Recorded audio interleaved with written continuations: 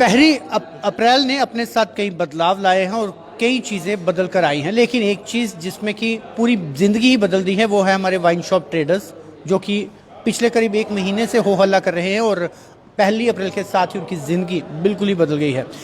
अभी भी सरकार से अपील कर रहे हैं कि कुछ ऐसा करिश्मा कर दे जिससे कि उनके ज़िंदगी के बीच में जो बदलाव हुआ है वो बदलाव ना हो और उन्हें कुछ राहत मिल पाए। हमारे साथ मौजूद है बलदेव खुल्लर जी, क्योंकि हाल ही में लेफ्टिनेंट गवर्नर जी से मिलकर आए हैं। क्या कुछ किरण जागी है, उम्मीद की किरण उनके लिए जागी है, इनसे जानेंगे। बलदेव जी, आपका स्वागत है। बलदेव जी, जो एलजी साहब से मीटिंग हुई है उसमें आपको क्या लगा है, अब क्या कुछ निकल कर आया है? क्योंकि हमारे एसोसिएशन के जो अध्यक्ष हैं श्री जसरोटिया जी, उनकी अध्यक्षता के अंदर हम माननीय उप राज्यपाल महोदय जी से भेंट करके आए हैं और हमें उम्मीद थी कि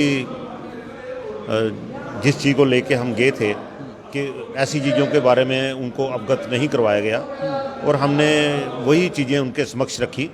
जैसे हमने उनको कहा कि हमारे लाइसेंस 230 लोग हैं, हम 230 लोगों के पास 2 साल के लिए लाइसेंस रीन्यू किए जा चुके हुए हैं और उसके बाद आप हम पर ये विश्वास कीजिए कि हम 2 साल तक, क्योंकि 1 माह का समय अंतराल का रहा, तो 1 माह के अंदर हम अपने को नहीं संभाल पाएंगे, क्योंकि जब हमें पता था कि 2023 तक हमारे लाइसेंस न्यू हैं और पिछले कुछ 60 सालों से, कुछ 50 सालों, कुछ 40 सालों से जो लोग इसमें व्यापार में अपना बैठे हुए थे, अपनी किस्मत को उसमें चला रहे थे कि चलो हमारे पास व्यवसाय है, हम कर रहे हैं, जिसमें हमारे काफ़ी युवा लोग भी हैं जिन्होंने कोई आवेदन तक नहीं किया गवर्नमेंट की नौकरी के लिए। उनसे पहले लिखवाया गया है कि आपको लाइसेंस दिया जा रहा है तो आप कोई नौकरी नहीं कर पाएंगे। आज वो ओवर एज हो चुकी है।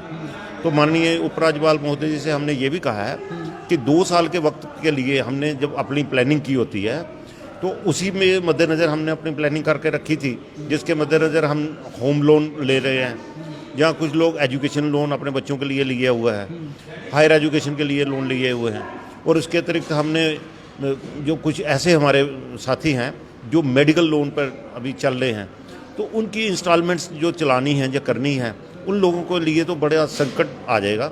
तो इसके लिए आप हमारी थोड़ी सहायता कीजिए, हमें 2 साल तक व्यापार को करने दीजिए और जिन क्षेत्रों के अंदर जहाँ पे आप सोचते हैं कि वहाँ वाइन शॉप नहीं है, उन क्षेत्रों के अंदर आप वाइन शॉप का जो लाइसेंस प्रणाली की जगह अगर लाइसेंस प्रणाली लगाएं तो बड़ा अच्छा है। नहीं, अगर आप करना चाहते हैं, ऑप्शन में लाना चाहते हैं, तो उन क्षेत्रों के लिए आप इसके लिए आजमाइए। क्या एलजी साहब को आपकी मुश्किलों के बारे में पता नहीं था या उनको लगा कि वो ऑलरेडी जानकार थे? नहीं, हमने तो अपनी बात को रख रहा था, हमने तो रखा है। उनके पास जानकारी कितनी थी, ब्यूरोक्रेट ने कितनी दी या कितनी नहीं दी, जहाँ हम सोचते हैं कि पत्रकार माध्यम से ही, आप जैसे भाइयों के माध्यम से ही उन तक कुछ बातें पहुंची हैं या नहीं पहुंची। क्या जवाब क्या मिला आपको? तो उन्होंने ये कहा है कि आपकी बातों मैं सुन चुका हूं, तो कुछ मैंने आपके पत्रकार सम्मेलनों के अंदर आप जो बयान देते हैं उनके बारे में भी मैं जानकारी रखता हूं, लेकिन मैं कोशिश करूंगा इसमें विचार करूं। जो आप कठिनाइयाँ बता रहे हैं तो उस पर उन्होंने कहा कि मैं विचार करूंगा। जो 1 महीने की आप लोगों को एक्सटेंशन मिली, आपको लगता है कि वो एक महीना जो वो आगे 1 साल या 2 साल में भी कन्वर्ट हो सकता है? देखिए सर, वो एक एक्सटेंशन नहीं है, तो वो अगर हमारी नज़र से देखा जाए तो 1 महीने के बाद, जैसे एक व्यक्ति को कहा जाता है ना कि आपको 1 महीने के बाद फांसी लगा दी जाएगी, तो ऐसा महसूस हो रहा है कि हमें 1 महीने के बाद हमारा व्यापार खत्म हो रहा है। तो यूं ही हमारे दिन बीतते जा रहे हैं तो हमारे दिल वैसे ही बैठते जा रहे हैं। आपको अजमल कसाब जैसी फीलिंग आ रही है? नहीं, वो मैं उसकी तुलना तो नहीं कर सकता। हम अपने साथियों के साथ, हम देशभक्त और राष्ट्रभक्त लोग हैं, इसमें तोहफा मिल रहा है? नहीं, ऐसी तोहफे की बात तो नहीं है, लेकिन गवर्नमेंट की अगर कोई पॉलिसी ऐसी चेंज होती है तो हम उसका स्वागत करते हैं, लेकिन 2 साल के बाद तक हमें कम से कम जिंदा रहने दीजिए जब तक हमारे लाइसेंस रीन्यू हैं।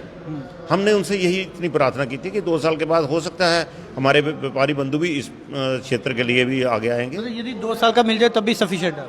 बिल्कुल, हम तो सिर्फ 2 साल का समय इसलिए मांग रहे हैं क्योंकि 2 साल तक कानूनी तौर पे गवर्नमेंट ने, एक्साइज डिपार्टमेंट ने हमें लाइसेंसों को रीन्यू करके रखा है।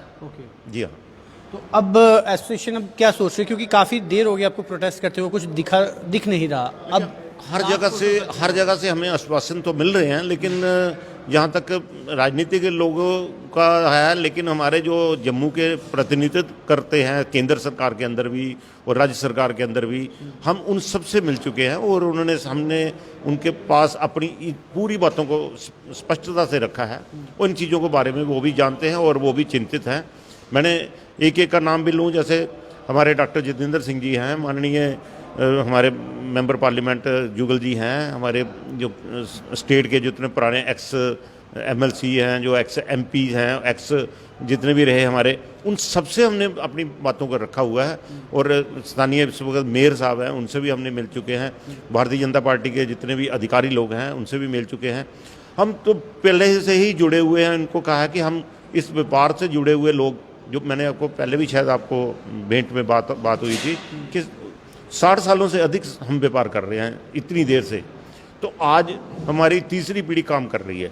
इनको अगर बेरोजगार कर देना, ये मुझे लगता है एक बहुत बड़ा एक नाइंसाफ़ी होगी इस स्टेट के ट्रेड के अंदर जितने भी लोग बैठे हैं, युवा लोग हैं, उन सब के साथ। बिल्कुल एक नई बात ज़रूर निकल कर आई है कि अब वाइन शॉप ट्रेडर्स का ये भी कहना है कि ये सरकार से ये अपील नहीं करते कि इन्हें ज़्यादा समय दिया जाए, लेकिन कम से कम जो कानूनी रूप से जो 2023 तक का इनका लाइसेंस रिन्यू किया गया है ऑलरेडी, कानूनी रूप से उतना समय इनको ज़रूर मिलना चाहिए ताकि अपने जो लड़खड़ाते पाँव हैं उन्हें स्टेबल कर ले। इनका जो युवा है वो कहीं ना कहीं भटके ना, वो अपने लिए कुछ इंतजाम कर ले। तो कम से कम 2 साल यानी 2023 तक का समय जो है वो इनको निश्चित रूप से देना चाहिए ताकि ये लोग स्टेबल हो पाए। फिलहाल आप लोग हमसे जुड़े, बहुत बहुत धन्यवाद। फिलहाल आप जुड़े रहिए वी स्टूडियो न्यूज़ के साथ। दीजिए इजाज़त, नमस्कार।